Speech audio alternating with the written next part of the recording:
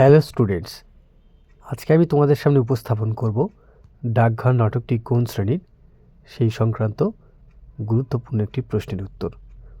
প্রশ্নের উত্তরটি খুবই সহজ করে পরিবেশন করা হয়েছে, তাই পরীক্ষায় যাতে এরকম প্রশ্ন ছেড়ে আসতে না হয় তার জন্য এই ভিডিওটি প্রথম থেকে শেষ পর্যন্ত দেখতে হবে। এবার বেশি কথা না বাড়িয়ে সরাসরি প্রশ্নে চলে যাব। রূপক সাংকেতিক নাটক কাকে বলে? ডাকঘর নাটকটির শ্রেণী বিচার করে শ্রেণীগত দিক দিয়ে নাটকটির সার্থকতা বিচার করো। 2+3।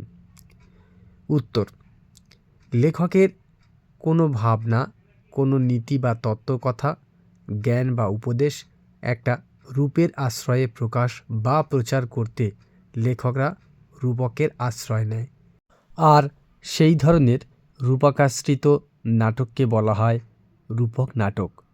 অপরদিকে সাংকেতিক নাটক অনুভববেদ্য সংকেতের মাধ্যমে ব্যঞ্জনা সৃষ্টি করা বা কোনো কিছু ইঙ্গিতের আভাস দেওয়াই হলো এর কাজ। চলে আসব পরবর্তী অংশে। ডাকঘর নাটকটি কোন শ্রেণীর তা বিশ্লেষণ করা যাক। রবীন্দ্রনাথ ঠাকুরের ডাকঘর নাটকে মানব মনের সুদূরের প্রতি আকাঙ্ক্ষা ও মুক্তির আকুলতা প্রকাশিত হয়েছে। বালক অমল সুদূরের পিয়াসী, কিন্তু কঠিন অসুখে সে গৃহবন্দী। বন্দিত্ব ছিন্ন করে সে বাইরের অসীম জগতে বেরোতে চায়। জানালা দিয়ে সে দইওয়ালা, প্রহরী, মোড়ল, ফকির, সুধা ছেলের দলের সঙ্গে ভাব জমিয়ে স্বাধীনতার স্বাদ পেতে চায়। বিশ্ব প্রকৃতি সর্বদা তাকে হাতছানি দিয়ে ডাকে। এই নাটকে মুমূর্ষু অমল মানবাত্মার প্রতীক, আর ডাকঘর হল বিশ্বস্রষ্টার অসীমতার প্রতীক। তাই অমলের রাজার চিঠির প্রত্যাশা যেন মানবাত্মার সঙ্গে বিশ্বাত্মার মিলিত হওয়ার আকাঙ্ক্ষারই সংকেত বহন করে।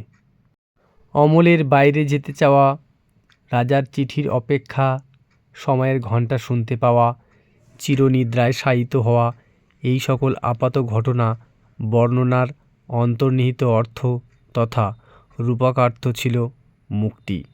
যে মুক্তি সূচিত হয়েছিল রাজার ডাকঘর, রাজকবিরাজের আগমন, রাজার শূন্য চিঠিতে অক্ষর ফুটে ওঠা, সুধার ফুল নিয়ে আসা ইত্যাদি সংকেত দ্বারা মানবাত্মার সঙ্গে বিশ্বাত্মার মিলনের সৌন্দর্য, শাশ্বত সত্য এবং জীবনের পূর্ণতাকেই নির্দিষ্ট করে।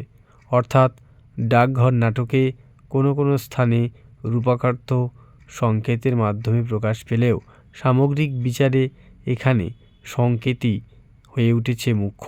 তাই সাংকেতিক নাটক হিসাবে ডাকঘর বিশিষ্ট হয়ে উঠেছে। উত্তরটি এখানে শেষ হলো। ডাকঘর নাটক থেকে আর কোন কোন প্রশ্নের উত্তর তোমরা পেতে চাও তা কমেন্ট করে জানাতে পারো। ভিডিওটি ভালো লাগলে লাইক কমেন্ট করে দিও এবং বন্ধুদের মধ্যে শেয়ার করে দিও। চ্যানেলে নতুন হয়ে থাকলে অবশ্যই চ্যানেলটিকে সাবস্ক্রাইব করে পাশে থেকো।